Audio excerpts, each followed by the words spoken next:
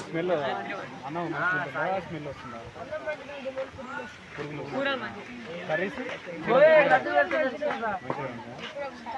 ఎప్పుడో ఒకసారి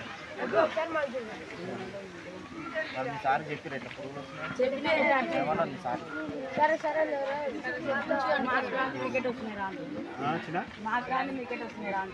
టీచర్స్ ఇందులో టీచర్స్ మాకు రాదు అన్నారు కదా ఆ టీచర్స్ అనేది మీతో పాటు లంచ్ చేస్తున్నారా మీరు తినే అన్నం తింటున్నారా మరి అట్లే ఇప్పుడు పురుగులు మాకు తెలియకుండా మీకు వస్తున్నాయినప్పుడు అది వాళ్ళు తింటేనే కదా నాకు తెలిసేది వాళ్ళు తినప్పుడు వాళ్ళ టీచర్స్ కూడా ఎట్లా తెలుస్తుంది మీరు కొంచెం ఎట్లుంటుంది నాన్న కొంచెం తీసుకోకపోతే ఇప్పుడు మనం కొంచెం అన్నప్పుడు మనం నీట్గా ఉన్న అన్నం తీసుకోవచ్చు వాళ్ళు పెద్దవాళ్ళు నీట్గా ఉన్న తీసుకోవచ్చు మనం ఏంటంటే మీకు పెడుతుంటారు కాబట్టి కంటిన్యూగా పెడతారు కాబట్టి మీకు వస్తుంది అది అట్లా అదన్నట్టు ఆ రకంగా చెప్పండి